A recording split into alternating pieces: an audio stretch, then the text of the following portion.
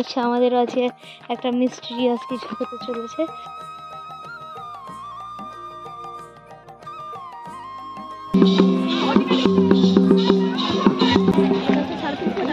সোনাঝুরি হাটটা একদম অন্ধকার হয়ে গেছিল, প্রচুর জিনিস কিনেছি বলতে গেলে, তাই তো। আমরা চলে এসেছি আমার কুটিরে। আমার কথা বলার মতো ক্ষমতা নেই। আমরা এসেছি আমার কুটিরে ওই দোকানে সাংস্কৃতিক মঞ্চ, আর সামনে রয়েছে কোপাই নদী, আর এদিকে রয়েছে সব।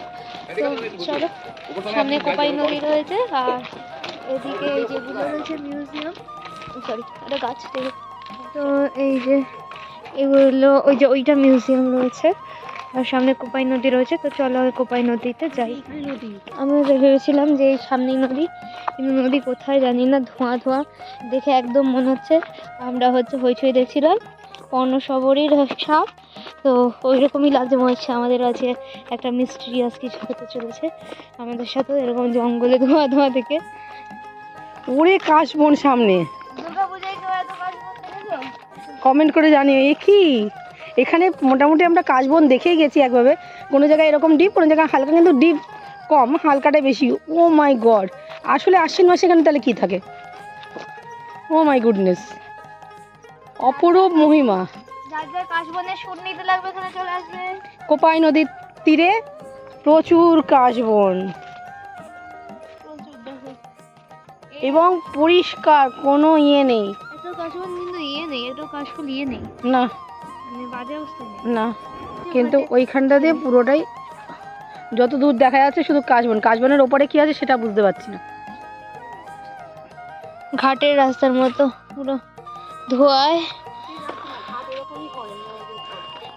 তুমি বলছো যে এই অবধি নদী ছিল?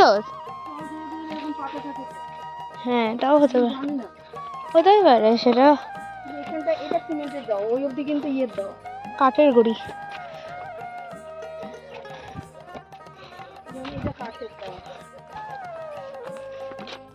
এগুলো সবই মানে সমাধি রয়েছে। তো এটা রয়েছে এখানকার মিউজিয়াম। যেমন এটা আমি দেখতে পাচ্ছি নারকেল দিয়ে পুরোটা তৈরি।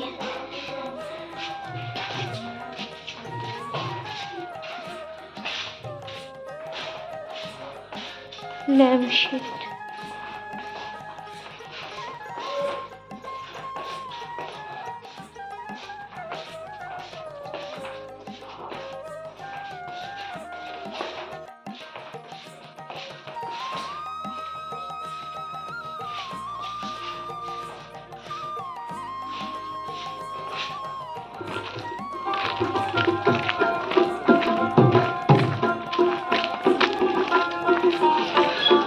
এখন আমরা যাব আরও একটা লোকেশনে, দেন যাব সোনাঝুরি হাট, যেটা আমাদের মেন আকর্ষণ।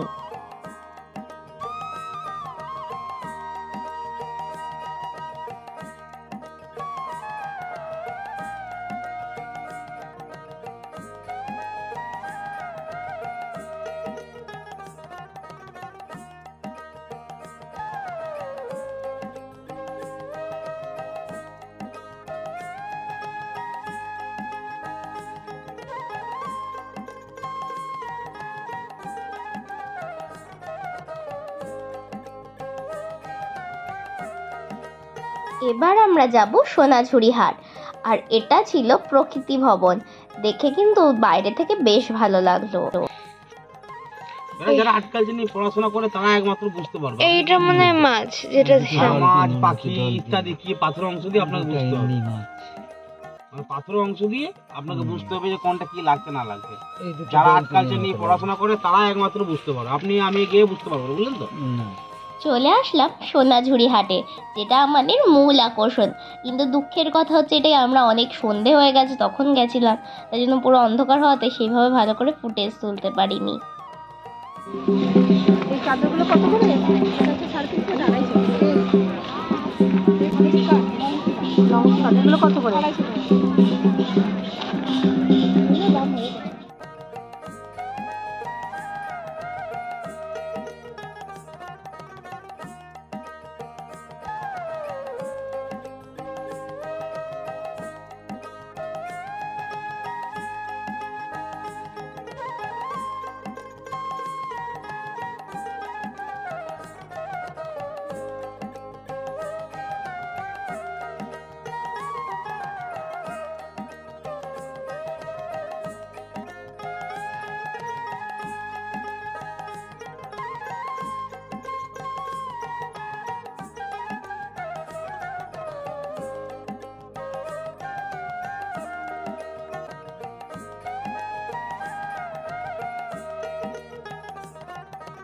এটা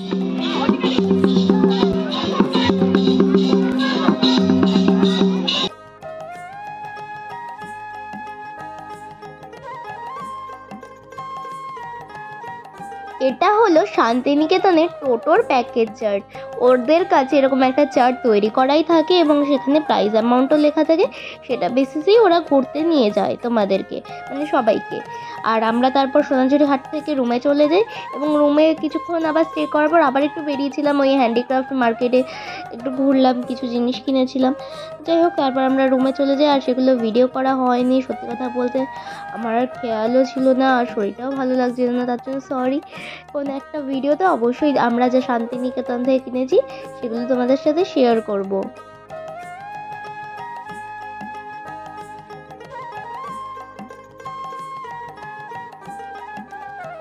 তো তখন তো ব্লগটা এভাবে আনফিনিশড করে দিয়েছি বলতে গেলে। সোনাঝুরি হাটেই লাস্ট গেছি। সোনাঝুরি হাটটা একদম অন্ধকার হয়ে গেছিলো, যার জন্য সেভাবে ভালোভাবে ফুটেজও ক্যাপচার করতে পারিনি। বাট ওখান থেকে আমরা প্রচুর জিনিস কিনেছি বলতে গেলে, তাই তো? আর খুব ভালো পেয়েওছি জিনিসগুলো, সেগুলো অবশ্যই একদিন তোমাদের সাথে শেয়ার করব। আর এখন আমাদের এই যে ট্রলি সমস্ত কিছু প্যাকিং চলছে, ফাইনাল প্যাকিং তো করে এবার কালকে আমরা বেরোবো, রওনা দেবো। তার আগেও কিছু স্পট ঘুরবো, আর সেই ব্লগটাও তোমাদের সাথে শেয়ার করব। তো আজকের ব্লগটা এই পর্যন্তই, দেখা হচ্ছে নেক্সট ব্লগে খুব তাড়াতাড়ি। ততক্ষণের জন্য বাই বাই।